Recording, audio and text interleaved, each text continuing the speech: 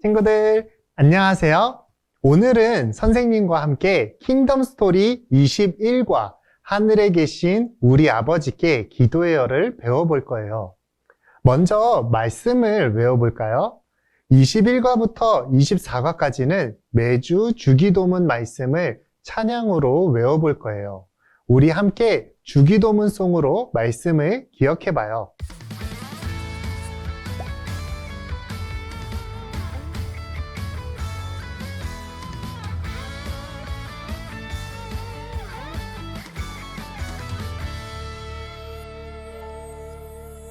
하늘에 계신 우리 아버지여, 이름이 거룩히 여김을 받으시오며, 나라가 임하시오며, 뜻이 하늘에서 이루어진 것 같이 땅에서도 이루어지다.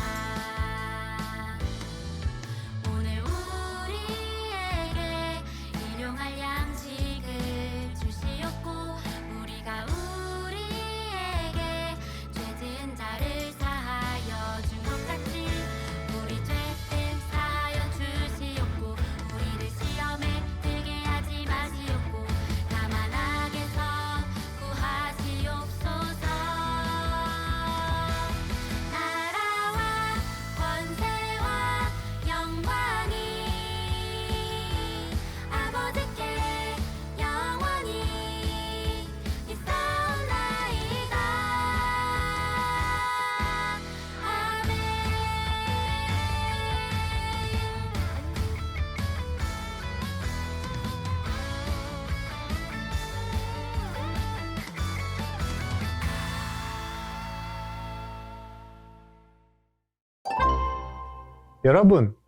여러분은 중요한 내용이나 선물을 편지 혹은 문자, 택배로 보낸 적이 있으신가요?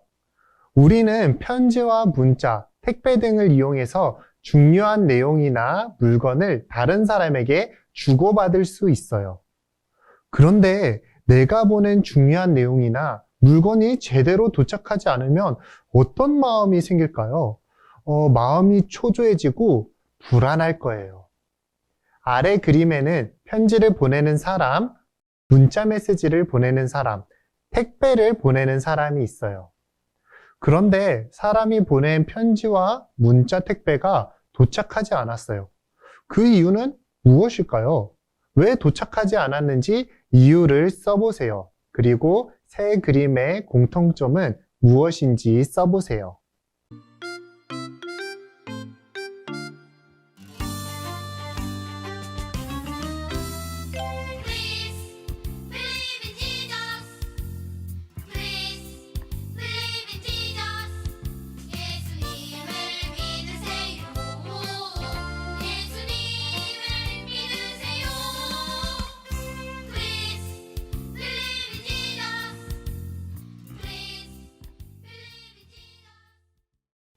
먼저 첫 번째 그림은 친구에게 편지를 쓰고 있는 모습이에요.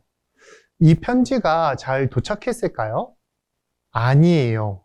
그림을 보면 아파트로 편지를 보냈는데 받는 친구는 주택에 살고 있어요. 받는 사람의 주소를 아파트로 잘못 적은 거예요. 두 번째 그림은 할머니가 할아버지에게 문자 메시지를 보내는 모습이에요. 이 메시지는 할아버지에게 잘 전달되었을까요? 아니에요. 할아버지에게 보내야 할 문자를 이런 손자에게 잘못 보냈어요. 마지막으로 세 번째 그림에는 친구에게 택배를 보내는 여자아이의 모습이 보여요. 이 택배는 제대로 전달이 되었을까요? 전달이 제대로 안 됐어요. 주소를 잘못 적어서 701호로 보낼 택배를 702호로 보냈어요. 여러분, 그렇다면 새 그림의 공통점은 무엇인가요? 바로 받는 사람과 주소를 잘못 써서 택배, 편지, 그리고 문자 메시지가 엉뚱한 곳에 도착했다는 점이에요. 편지나 택배, 그리고 어떤 메시지를 보낼 때는 받는 사람에게 분명하게 보내는 것이 중요해요. 그렇지 않으면 전달하려 했던 내용을 전달하지 못하고 말아요. 여러분, 근데 우리가 기도할 때도 누구에게 기도를 드리는지 분명히 아는 것이 중요해요. 여러분은 기도할 때 누가 우리의 기도를 들으신다고 바라며 기도하나요? 여러분은 하나님을 어떤 분으로 믿으며 기도를 드리고 있나요? 오늘도 예수님이 가르쳐 주신 기도를 잘 들으며 하나님을 어떤 분으로 믿고 그리고 어떻게 기도해야 하는지 배워봐요. 그럼 킹덤 스토리를 들으러 왕의 말씀으로 출발! 예수님은 제자들에게 어떻게 기도해야 되는지 알려주셨어요. 그리고 예수님은 너희는 이렇게 기도하라고 말씀하시며 어떤 말로 기도해야 되는지 가르쳐 주셨어요. 이번 주부터는 6단원을 배우는 동안 예수님께서 가르쳐 주신 기도문을 함께 배워볼 거예요. 오늘은 예수님께서 누구에게 기도하라고 하셨는지 배워봐요. 그러면 먼저 예수님은 누구에게 기도하라고 가르쳐 주셨나요? 그리고 가르쳐 주신 기도는 무슨 뜻인가요? 마태복음 6장 9절을 읽고 빈칸에 알맞은 단어를 써보세요. 그리고 빈칸에 기록한 단어를 같은 색 빈칸에 쓰고 뜻을 확인해 보세요.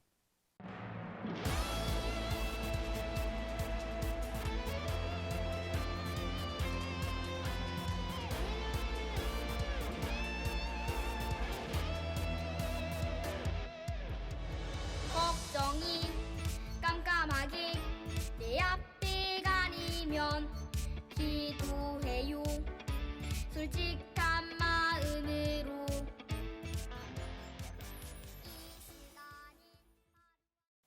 예수님은 누구에게 기도하라고 가르치셨나요? 완성한 문자를 우리 소리내어 읽어볼까요? 하늘에 계신 우리 아버지요. 예수님은 기도해야 할 대상이 하늘에 계신 우리 아버지라고 말씀하세요. 예수님의 이 말씀은 하나님이 어떤 분이신지 우리에게 가르쳐 주고 있어요. 하나님은 하늘에 계신 분이시며 우리 모두의 하나님이세요. 그리고 우리의 아버지세요. 예수님은 이 말씀을 통해 제자들의 기도를 들으시는 하나님이 어떤 분이신지 가르쳐 주고 있어요. 우리는 기도를 시작할 때 하늘에 계신 우리 아버지께 라고 기도해야 돼요. 그렇다면 하나님이 하늘에 계신다는 기도로 무엇을 고백할 수 있을까요? 성경을 읽고 빈칸과 같은 세 개의 단어를 성경에서 찾아 문장을 완성해 보세요.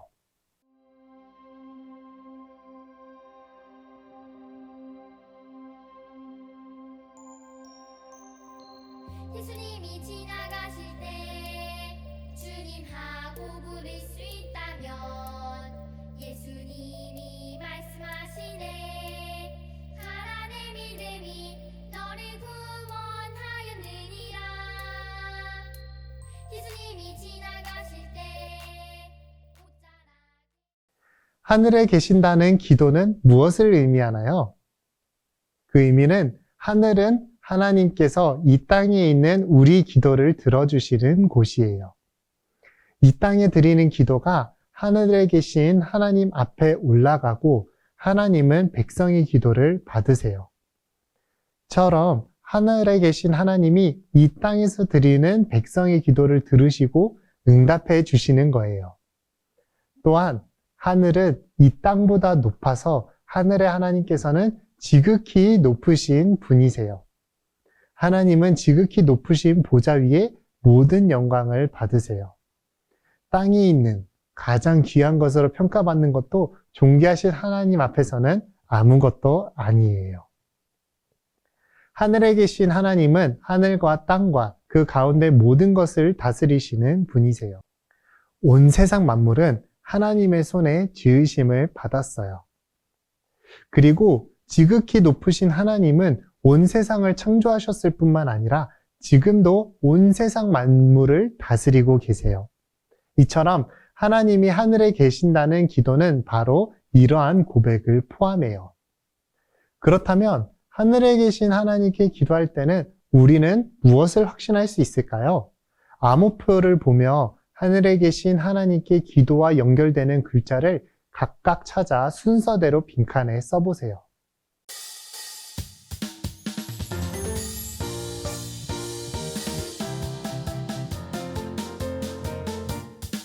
두려워하지 마세요. 예수님이 함께 놀라워하지 마세요. 예수님이 함께 주님의 사랑을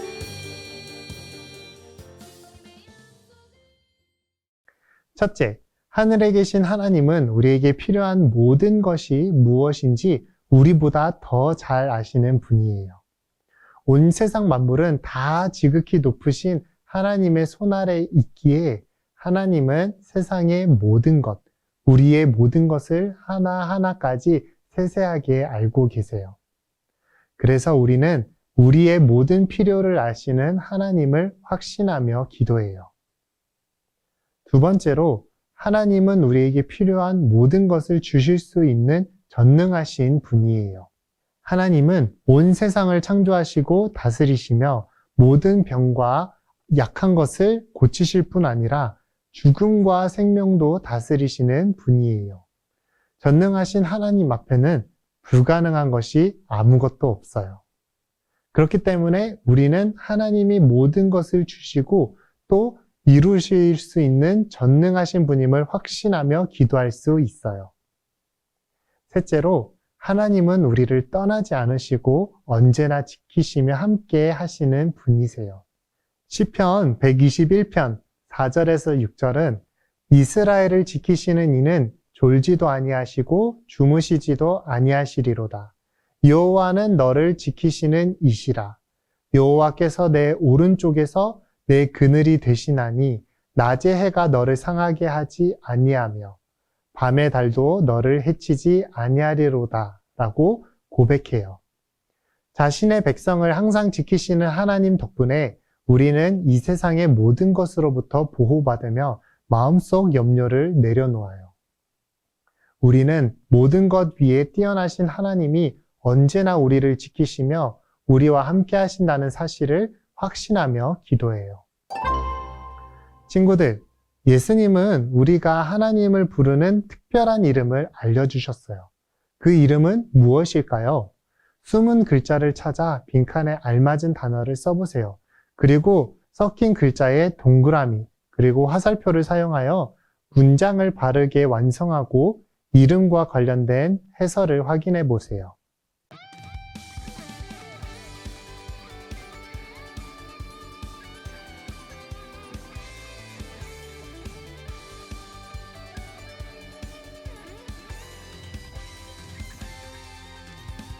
예수님이 교회를 얼마나 사랑하시는지 교회를 위해서 자신을 모두 주셨죠.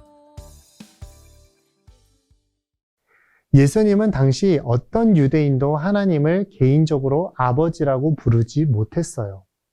하지만 예수님은 우리에게 하나님을 아버지라고 부르게 하셨어요. 이뿐만이 아니에요. 우리는 하나님을 아빠라고도 부를 수 있어요. 아빠는 하나님을 가장 친근하고 좋은 분으로 부르는 이름이에요. 원래 이 특별한 이름들은 오직 하나님의 아들이신 예수님만 부를 수 있었던 이름이었어요. 하지만 이제 예수님을 믿는 사람이라면 모두 하나님을 아버지라고 부를 수 있어요.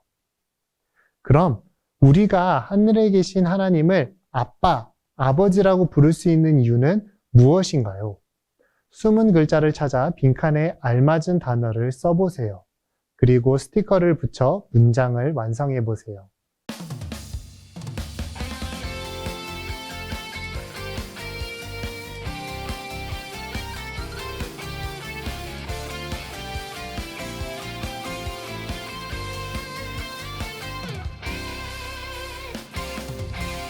다시 돌아온 바다 텅빈 그물을 보면 내 마음도 여전히 텅빈 그런 느낌이야.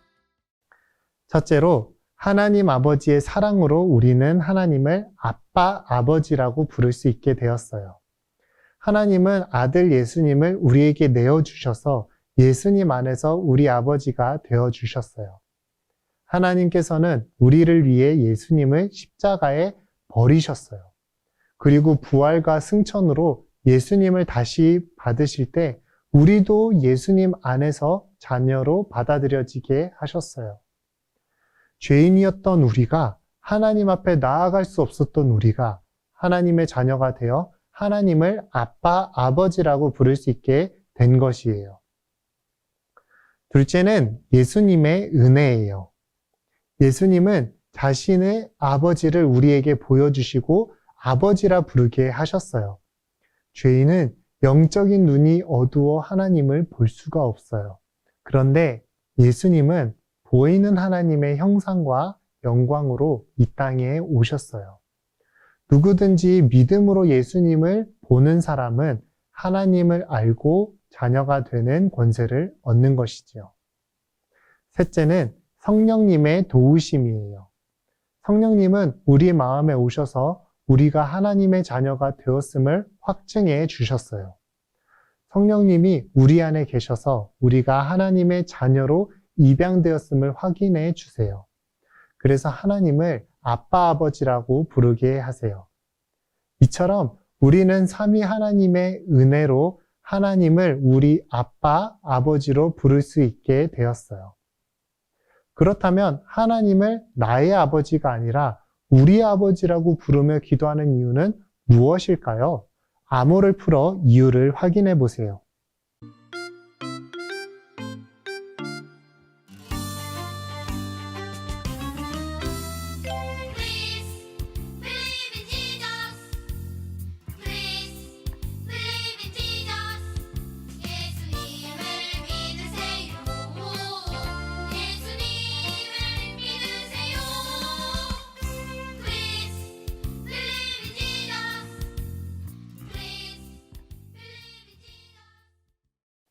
왜냐하면 하나님 아버지께서 나만이 아니라 우리 모두를 자녀 삼아 주셨기 때문이에요. 하나님은 모든 사람을 위한 구원의 길을 여셔서 아들을 예수님을 보내주셨어요. 예수님은 한 사람의 죄가 아니라 모든 인류의 죄가 짊어지시고 십자가에서 죽으셨어요. 그리고 예수님을 믿는 모든 사람이 죄를 용서받아 하나님의 자녀가 되게 하셨어요. 예수님이 나뿐만 아니라 우리 모두를 형제 자매로 부르시고 하나님 아버지를 허락하셨기 때문이에요. 마태복음 12장 49절에서 50절에는 예수님은 누구든지 하늘에 계신 내 아버지의 뜻대로 하는 자가 내 형제요, 자매요, 어머니니라고 말씀하세요. 예수님을 믿고 하나님의 뜻대로 살아가는 자들은 하나님 안에서 한 가족이에요. 예수님은 우리를 형제, 자매로 부르셔서 우리가 하나님을 아버지로 함께 부르며 예수님 안에서 한 가족이 되게 하신 거예요. 성령님께서 나만 아니라 우리 모두를 교회로 불러주시고 교통하게 하시기 때문이에요. 성령님은 우리를 교회 공동체로 부르셨어요. 우리를 한 교회로 부르셔서 서로를 위해 기도하고 나누며 서로를 격려하도록 하신 거예요. 그래서 하나님은 우리가 혼자서 나만을 위해 기도하는 것보다 함께 모여 함께 기도하기를 원하시고 기뻐하세요. 이 사실을 기억한다면 나만을 위해 기도하지 않겠죠? 우리를 하나님의 자녀로 부르신 아버지 하나님을 찾으며 함께 자녀가 된 다른 성도를 생각하며 기도하기를 바라요. 여러분은 하나님이 여러분을 자녀로 삼아주신 놀라운 일을 믿고 있나요? 하나님의 자녀인 우리는 하늘에 계신 우리 아버지께 어떤 자세로 기도해야 할까요? 설명을 읽고 우리가 가져야 할 기도의 자세를 설명하는 번호를 모두 써보세요.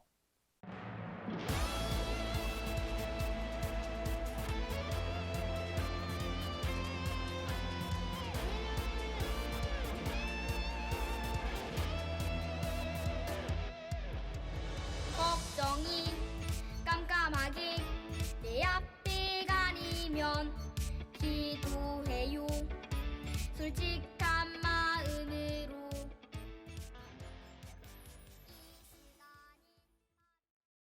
하나님은 지극히 높으신 분이기에 덜 높은 마리아나 성인들에게 부탁해서 대신 기도해야 할까요? 아니에요. 하나님은 지극히 높으신 분이시지만 이 땅에서 하나님 앞에 간절히 기도하는 우리의 기도를 들어주세요. 우리의 기도를 들으시고 받으시고 응답하시는 분은 오직 하나님 아버지시기 때문에 우리는 오직 하나님 한 분께만 기도해야 돼요. 그리고 하나님은 아버지시기에 나의 무한한 관심과 선한 뜻을 품고 계심을 확신하고 기도해야 돼요. 우리의 아버지이신 하나님은 언제나 우리에게 무한한 관심과 애정을 갖고 계시며 가장 좋은 것을 주시기를 원하는 분이에요. 그래서 우리는 나를 사랑하시고 가장 선한 길로 이끄실 하나님을 확신하며 기도해야 돼요. 또 하나님은 하늘에 계신 거룩한 분이시기에 경외하는 마음과 정결한 말로 기도해야 돼요. 하나님은 지극히 높으신 보좌 위에 앉으신 가장 존귀하시고 거룩하신 분이에요. 그래서 우리는 거룩하신 하나님을 경외함으로 두렵고 떨리는 마음으로 간절히 기도해야 돼요. 네 번째로 하나님은 우리의 아버지시기에 나만을 위해서가 아니라 우리 모두를 위해서 기도해야 돼요. 예수님 안에서 한 형제, 자매가 된 우리는 한 마음, 한 뜻으로 함께 모여 서로를 위해 기도해야 돼요. 마지막으로 죄인이 아닌 아들의 자격으로 기도하기에 응답될 것을 믿어야 해요. 하나님의 자녀인 우리는 전능하신 하나님을 아버지라고 부르며 기도할 수 있어요. 이 땅에서는 아버지는 자녀가 원하는 것이라면 다 주고 싶어 하지만 그 능력에는 한계가 있어요. 하지만 우리 하나님은 우리에게 무엇이든지 주실 수 있는 분이에요. 그래서 우리는 우리의 아버지이신 하나님이 나의 기도를 들어주시고 응답해 주실 것을 확신하며 기도할 수 있어요. 그렇다면 삼위 하나님은 우리를 위해 어떤 일을 하셨나요? 삼위 하나님이 우리를 위해 어떤 일을 하셨는지를 쓰고 삼위 하나님께 감사의 고백을 써보세요.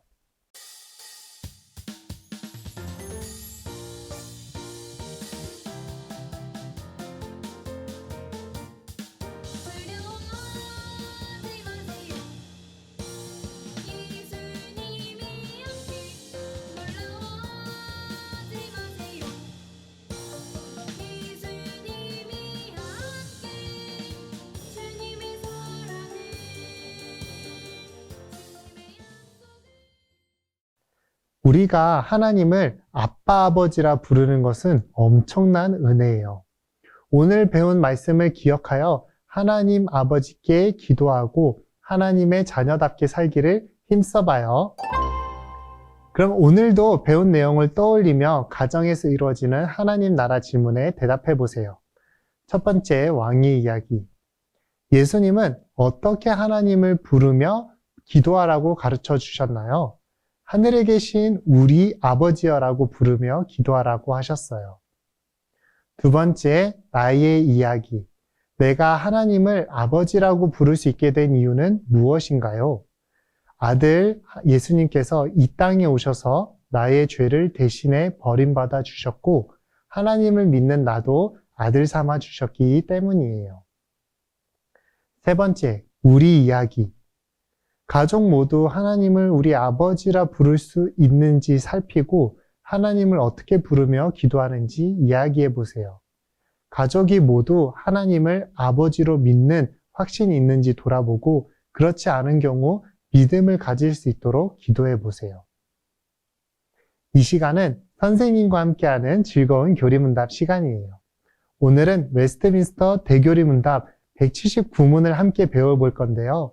선생님이 질문을 읽으면 대답을 함께 읽어보아요. 질문. 우리는 하나님께만 기도해야 합니까?